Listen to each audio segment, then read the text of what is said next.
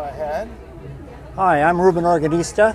I've been here since 1969, and I've also served on the City Council and other departments with the city. One of the funny things that happened that was on the while I was on the City Council was that the committee for the Avocado Festival came before us. This is before it ever started? Yes, and they really didn't have all the money that they needed. Of course, they never do. And they needed some seed money. So the city gave them some seed money to also help with their budget.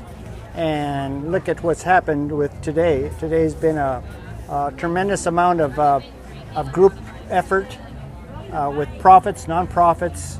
A lot of local organizations really benefit by this activity. This event is just tremendous. It's been doing very well over the years, and it's still free, and it's a relatively a safe event that we enjoy in Carpinteria. Now, when it first started, were there any pros and cons about having it? The committee that was comprised were mainly merchants, and they thought that would be a good idea to bring people to Carpinteria to recognize what we had here, and also provide some activities that you see here today. I've seen it expand from 2 blocks to all the blocks that we have now. I've seen it go from strictly a vendor booth, now it's a food booth, and then it's also a kids play area booth, and that's been very, very well received by the community. There's been times that the weather has been super, such as this year. It's a little hot, but this isn't the first year that it's been this hot. There's also been other times when we had some fog roll in, but that's been you just go with the weather. If it's a good weather, you have fun, and if it's not, you just make the most of it. Do you remember it ever raining? No, I remember it being foggy, but not no rain at all. During August, September, we get a possible thunderstorm come through, but it's more like a monsoon, that just a light rain, and then it just drizzles a little bit, then it's gone. But it's not a rain that is hard enough to collect in the creeks and the roads. It's just been a rain that spots your car. And but what were some of the issues you faced when you were a city council person and planning commissioner? At the time that I was on the planning commission, we had a lot of issues of building larger building structures trying to come into Carpinteria. One of the major items was the bluffs, and there was a committee that was forming to see if they could buy the bluffs or stop development on the bluffs. First, what year was this around? I'm going to go back to 1980 to 82, because at that time we also had the local coastal plan starting to be implemented, and we had a person on the staff at City Hall that was in charge of making the local coastal plan for Carpinteria and submitting it to the Coastal Commission. And one of the issues was that where do we put multiple dwellings, and where do we put single-family housing, and where do we put mobile homes, and where do we allow variances in lots that are smaller than 6,000 square feet. One example is 9th Street. You'll see that 9th Street has a square footage per lot averaging 4,000. And we took it back to our planning department, and they said that it was feasible to put a house with minimum setbacks, and people could still live in those small lots that were created way back when the city was forming. Before 1965, it was a town which was ruled by the county of Santa Barbara, and at that time there was very very few rules governing building and things that were supposed to go somewhere, such as we don't have high rises, but maybe we implemented a 30-foot height limit, and we also tried to put in some zoning for greenhouses. That was a big issue at the time also, because we were seeing a lot of lemon orchards and avocado orchards changing from agriculture to the flower industry. Even though they claim the flower industry is agriculture, it wasn't produce agriculture. So we had to define the soil, whether it was a class 1, class 2, or class 3 soil, so that it would be more of a determination as to whether it was good soil to keep. Now the flower industry, they don't really need the soil. They need more of the area than the soil, and we see that today. They're growing them in pots, and they're also growing them in containers that are resaleable. One good example is the gourmet lettuce that we have over on Santa Monica Road, and what happened there was that they weren't always produce. They were started out with flowers. And then once they found out that flowers weren't producing as much a profit, they moved it to a different type of agriculture. And they found out that growing lettuce and produce, tomatoes at one time were there, cucumbers were there, and now we finally have, again, like I said, the lettuce, and that's been a very good operation that they have done there.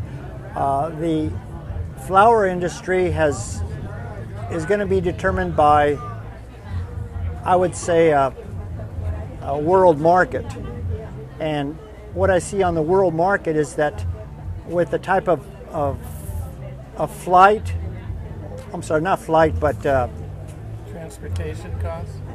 Well, you can have a set of flowers or flowers from South America brought up here within 24 hours.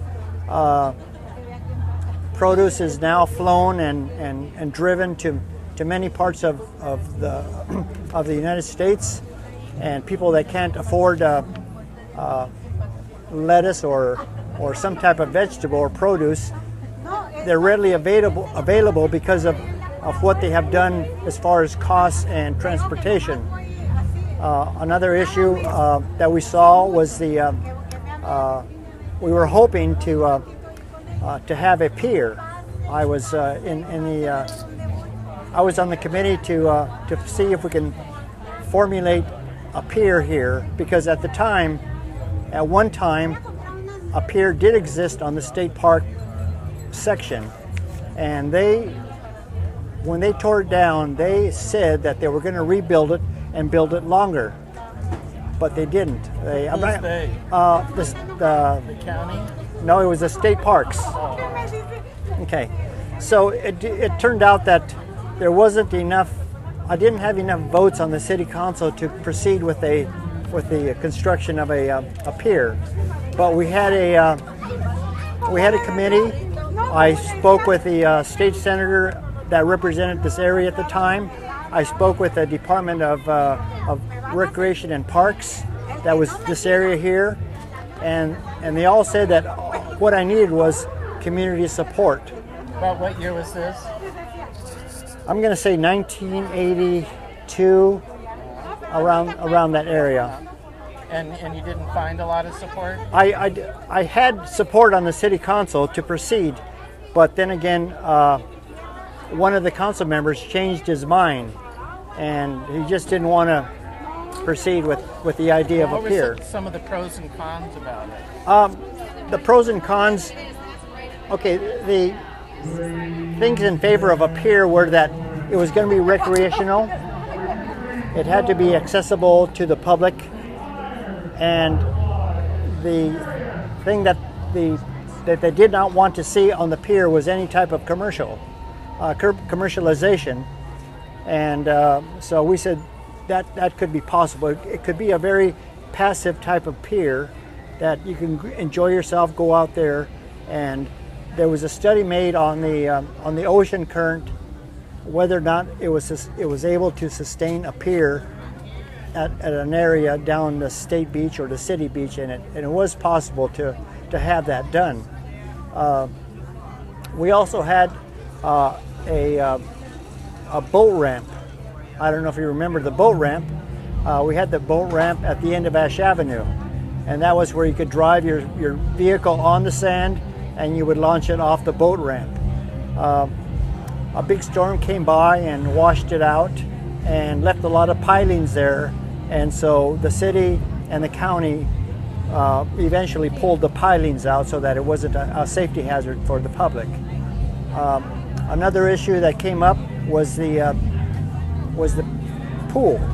city pool that we have today, and that was a joint effort between the city, the county, and the school district, and we had to work out a program where who would handle what and who would have authority over the pool.